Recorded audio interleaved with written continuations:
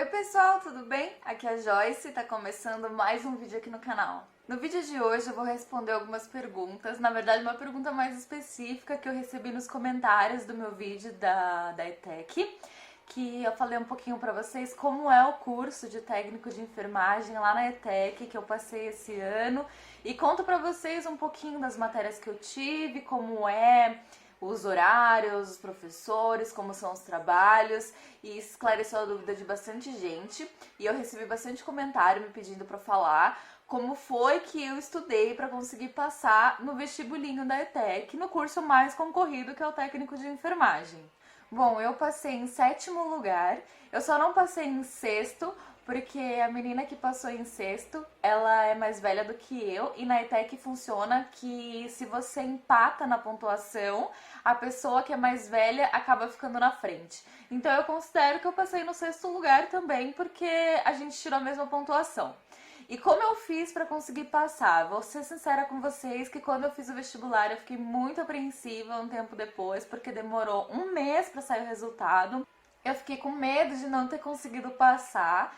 Eu já tinha até feito o meu plano B, que no caso, se eu não conseguisse passar no vestibulinho da ETEC, eu ia fazer o técnico de enfermagem no Albert Einstein, na escola do Albert Einstein aqui em São Paulo.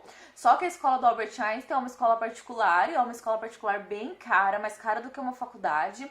Mas eu pensei que eu queria fazer um ensino bom, um ensino técnico bom, onde eu não precisasse buscar o emprego viesse me buscar. E isso eu sei que acontece tanto no Albert Einstein, quanto quem presta e quem faz a ETEC.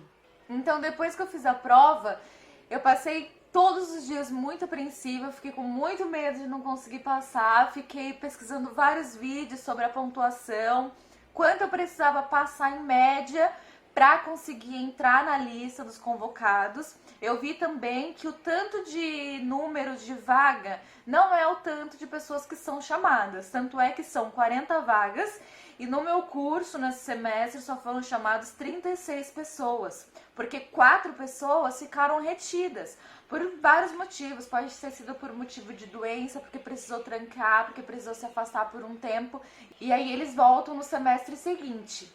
Por isso que não é convocado o número de pessoas que tem na lista de chamadas, que no caso são 40 pessoas.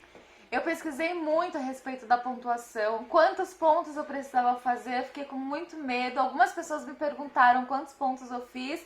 Eu fiz 37 pontos, tá? Consegui ficar entre o 6º e o 7º lugar, com 37 pontos, com 37 questões. E se você fez a escola pública, você pode acrescer a nota, né? Eu não sei quantos por cento eles acrescem, mas você consegue acrescer um pouquinho a nota para quem estudou em escola pública. E o que eu fiz para conseguir passar, gente?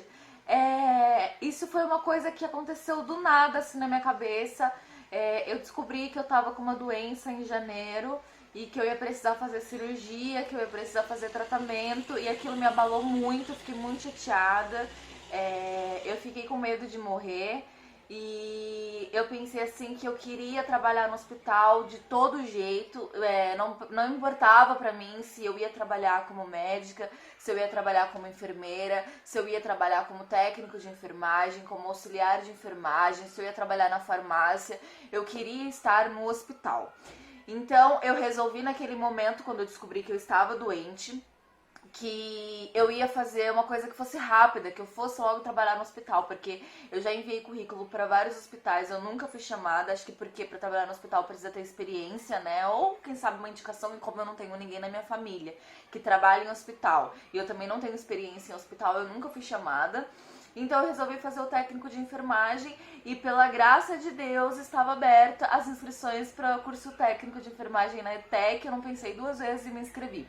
Só que faltava tipo 1 semana, 2 semanas, faltava muito pouco tempo, poucos dias pro dia da prova. E eu fiquei pensando, meu Deus, como eu vou me preparar? Porque eu tô me preparando para fazer o Enem com conteúdos diferentes e com questões diferentes. A elaboração das questões do Enem são completamente diferentes do vestibulinho da ETEC.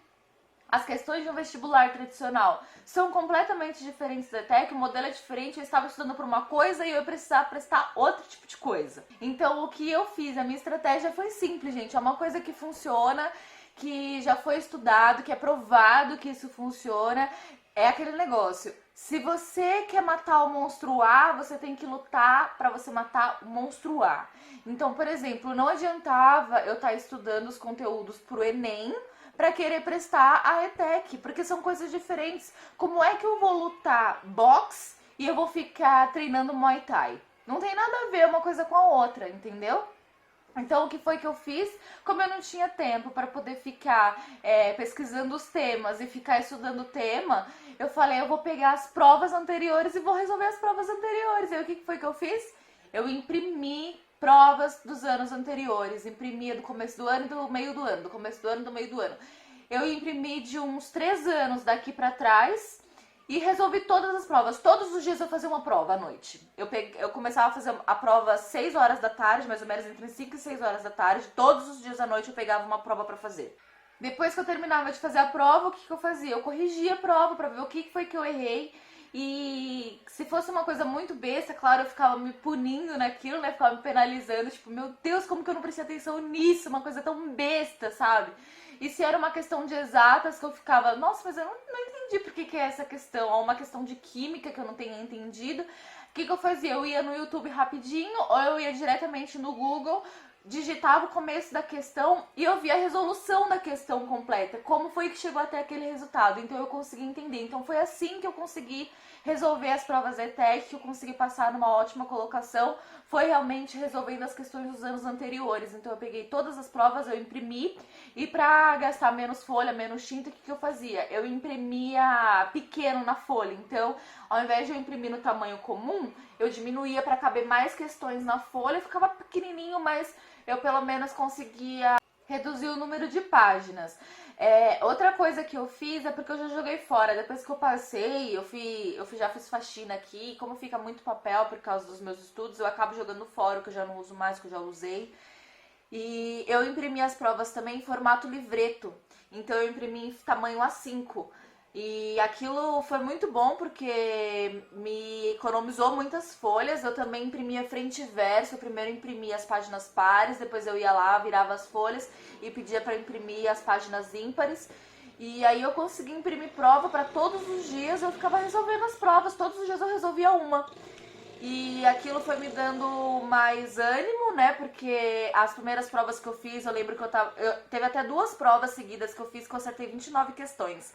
E eu ainda fiquei pensando, meu Deus, eu não vou conseguir passar com 29 questões. Porque eu tinha visto um vídeo de um rapaz que ele falou assim que para passar entre os últimos colocados da lista ali, entre o 36, 37, 38 ali ainda nos colocados, tinha que acertar pelo menos umas 35 questões.